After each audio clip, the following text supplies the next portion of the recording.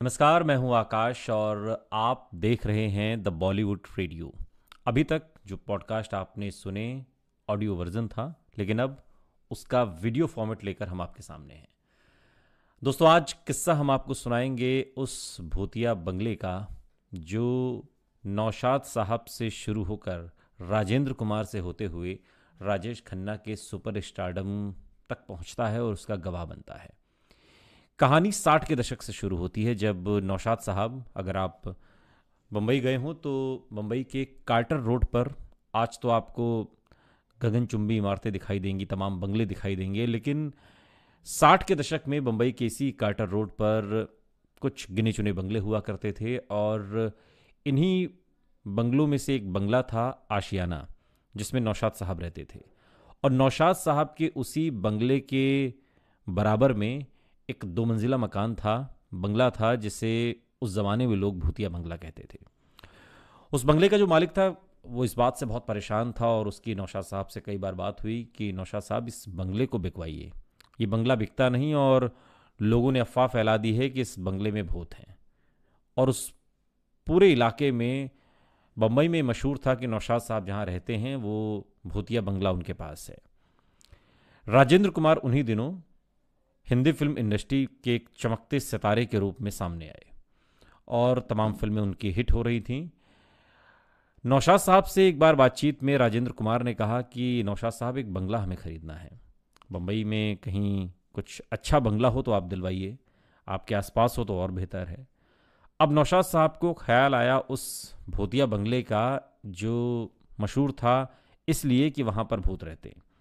कोई उसे खरीदने को तैयार नहीं था। अब नौशाद साहब ने आओ देखा न ताओ फौरन उस बंगले की बात राजेंद्र कुमार से कर दी कि कुमार, बंगला तो है लेकिन उस बंगले में भूत रहते हैं। ये कहना था नौशाद साहब का कि राजेंद्र कुमार सुनकर हंस पड़े। उन्होंने कहा, भूत वूत कुछ नहीं होता, आप बंगला दिखाइए। सो राजेंद्र कुमार नौशाद साहब के साथ उस बंगले को देखने पहुंचे, जिसे अब तक भूतिया बंगला कहा जाता था।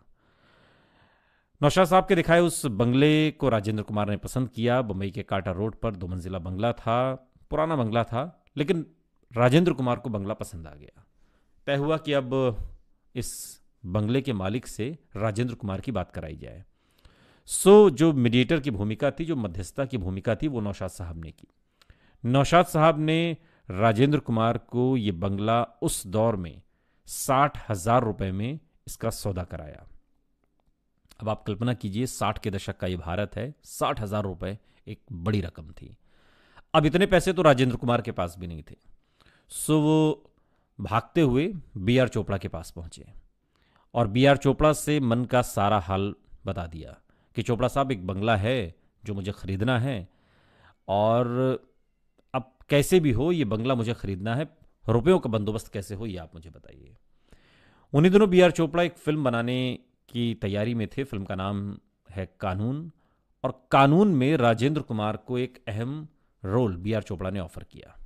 इसके अलावा 2 एक फिल्में और बी आर चोपड़ा के साथ राजेंद्र कुमार ने की और तय हुआ कि जो रकम है, जो फीस है राजेंद्र कुमार की, वो उन्हें एडवांस में दी जाए। राजेंद्र कुमार ने कहा कि चोपड़ा साहब, मुझे तो पैसे एडवांस में चाहिए, क्योंकि जैसा कि आपको बताया कि बंगला खरीदना है और 60,000 रुपए जैसी बड़ी रकम मेरे पास इस वक्त नहीं है, लेकिन बंगला मुझे खरीदना है, बंगला मुझे बहुत पसंद है। चोपड़ा साहब मान गए और उन्होंने वो जो फीस उनकी थी 60,000 रुपए के करीब, वो एक मुश्त राजेंद्र कुमार को दे दिए। रुपए हाथ में आते ही राजेंद्र कुमार फौरन नौशाद साहब के पास पहुंचे और उन्होंने बंगले के मालिक से मिलकर बंगले की जो कागजी कार्रवाई थी वो पूरी की और बंगला अपने नाम करा लिया। लेकिन राजेंद्र कुमार की जो धर्मपत्नी थी वो चूँकि बहुत धार्मिक थीं, और जब उन्हें यह खबर लगी कि बंगला तो भूतिया है, यहाँ पर तो भूतों का डेरा है, भूत यहाँ पर निवास करते हैं, सो तय हुआ कि बाकायदा पूजा पाठ कराया जाए। धर्मपत्नी के कहने पर राजेंद्र कुमार ने उस भूतिया बंगले में सुंदरकांड का पाठ करवाया और पूरे विधि विधान के साथ पूजा पाठ के बाद राजेंद्र कुमार उस बंगले में दाखिल हुए और बंगले का नाम रखा अपनी बेटी के नाम पर, डिम्पल। डिम्पल इस बंगले में दाखिल होते ही राजेंद्र कुमार की एक तरीके से काया ही पलट गई। वो बंगला जिसे अब तक भूतिया कहा जा रहा था, जिसके बारे में ये मशहूर था कि ये बंगला लोगों का सुख चैन छीन लेता है, इसमें तो भूतों का डेरा है। उसी बंगले में दाखिल होते ही राजेंद्र कुमार की किस्मत चमक गई। जो फिल्में राजेंद्र कुमार अब तक कर रहे थे उनका एक औसत नतीजा आता था, लेकिन अब राजेंद्र कुमार की फिल्में एक तरीके से जब सिनेमाघरों में लगती तो हफ्तों चलती। और इसी के बाद राजेंद्र कुमार को एक टाइटल हिंदी फिल्म इंडस्ट्री के मीडिया के जो लोग थे, जो फिल्म पत्रकार थे, उन्होंने दिया जुबली कुमार। और जुबली कुमार का ये जो टैग है, ये राजेंद्र कुमार को इसी भूतिया बंगले, जिसे बाद में उन्होंने अपनी बेटी डिम्पल के नाम पर रखा, इसमें दाखिल होने के बाद हुआ। और राजेंद्र कुमार के बारे में फिल्म इंडस्ट्री में मशहूर हो गया कि राजेंद्र कुमार की जो किस्मत चमकी है वो इसी बंगले में दाखिल होने के बाद।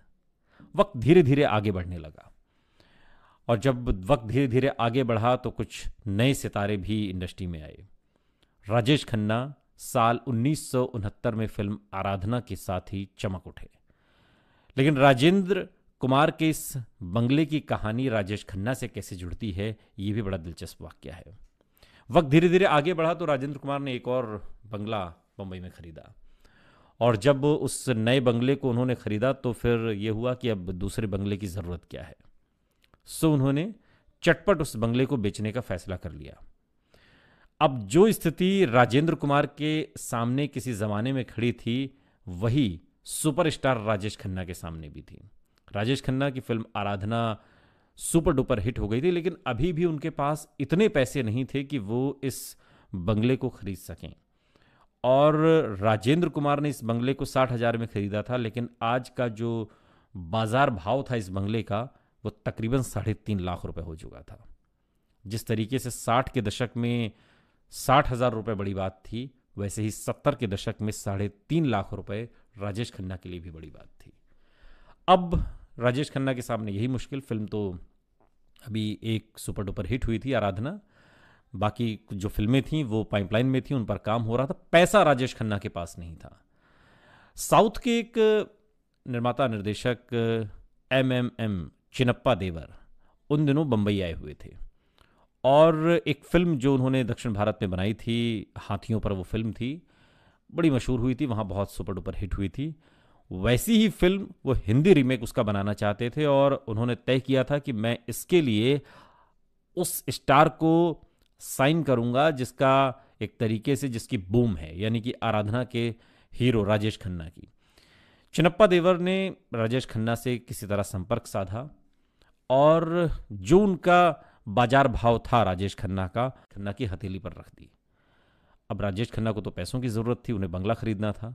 सो उन्होंने न स्क्रिप्ट पूछी, न गाने पूछे, न प्लॉट पूछा, कोई बात नहीं की, सिर्फ रुपया देखा और फिल्म साइन कर ली। चिनप्पा ने भी कोई ख़ास बात नहीं की, बस इतना पता चला कि हाँ, कि हाथियों पर आधारित एक फिल्म है जिसका हीरो है जो हाथी पालता है, जिसके पास कुछ हाथी हैं, और ये पूरी इसकी कहानी है। अब रुपया तो राजेश खन्ना ने ले लिया। रुपया लेकर राजेंद्र कुमार के पास गए, बंगला खरीदा, कागजी कार्रवाई पूरी की, और उस बंगले में जिसका नाम कभी राजेंद्र कुमार ने अपनी बेटी डिम्पल के नाम पर रखा था, अब राजेश खन्ना ने उस बंगले का नाम आशीर्वाद रख दिया। आशीर्वाद बंबई के कार्टर रोड पर वो 2 मंजिला बंगला अब राजेश खन्ना की मिल्कियत था।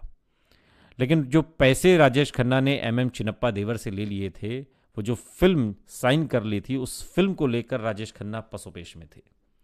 दिक्कत ये थी कि उस फिल्म की कहानी बहुत बोगस थी, राजेश खन्ना को बिल्कुल पसंद नहीं आई। अब तय हुआ कि किया क्या जाए, तो राजेश खन्ना गए सलीम खान और जावेद अख्तर के पास। उन दिनों सलीम खान और जावेद अख्तर नए स्क्रिप्ट राइटर थे, दोनों एक बेहतरीन मौके की तलाश में भी थे। हालांकि उससे पहले कुछ फिल्में लिख चुके थे, डायलॉग लिख चुके थे, लेकिन एक बड़ी फिल्म की तलाश में वो थे। सो राजेश खन्ना ने अपने दिल का हाल सलीम खान और जावेद अख्तर को सुनाया, और उनसे ये कहा कि भाई आप कुछ भी करिए, लेकिन मुझे इस फिल्म से बचा लीजिए, इस फिल्म में जो भी बदलाव आपको करने हैं करिए।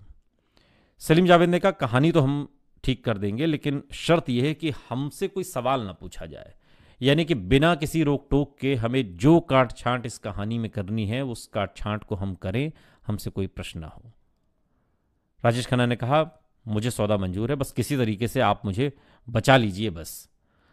सो पूरी फिल्म जो साउथ में, जो दक्षिण भारत में बनी थी चिनप्पा की, उसका जब हिंदी रीमेक जो बना, सलीम खान और जावेद अख्तर की उस जोड़ी ने उस पूरी स्क्रिप्ट को बदल दिया। इतना बदल दिया कि चार हाथियों को छोड़कर वो पूरी कहानी बदल दी गई। राजेश खन्ना के साथ तनुजा, मदनपुरी मुख्य भूमिका में इस फिल्म के अंदर है। और ये फिल्म हाथियों पर आधारित है। राजू एक कैरेक्टर है जिसका रोल राजेश खन्ना ने प्ले किया था, और उस पर ये पूरी कहानी बेस्ड है। और इस तरीके से वो पूरी कहानी बदली गई जो एम चिनप्पा देवर की थी।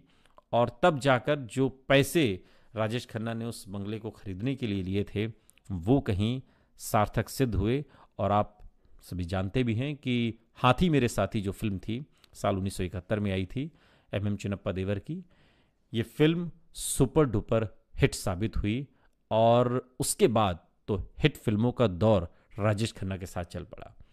साल 1969 से जो सिलसिला शुरू हुआ था, वो 15 back to back super duper hit फिल्मों से होता हुआ साल 1973 तक बदस्तूर जारी रहा। और हिंदी फिल्म इंडस्ट्री में तमाम लोग इस बात को पुरजोर तरीके से कहने लगे कि जिस भूत बंगले ने राजेंद्र कुमार की किस्मत पलट दी थी, बदल दी थी, जुबली कुमार बना दिया था, उसी भूतिया बंगले ने राजेश खन्ना को भी सुपरस्टार बना दिया। ये कहानी आपको कैसी लगी, ये किस्सा आपको कैसा लगा, कमेंट बॉक्स में हमें ज़रूर बताइएगा। साथ ही ये भी बताइएगा कि पॉडकास्ट का ये वर्ज़न आपको कैसा लगा जो वीडियो फॉर्म में हम आपके लिए लेकर आए हैं। कोशिश रहेगी कि हर हफ्ते में एक दिन आपको दें। कोशिश तो रहेगी कि हफ्ते में 2-3 वीडियो इस तरह के बन जाएं। लेकिन ये फॉर्मेट आपको कैसा लगा, कमेंट बॉक्स में हमें ज़रूर बताइएगा।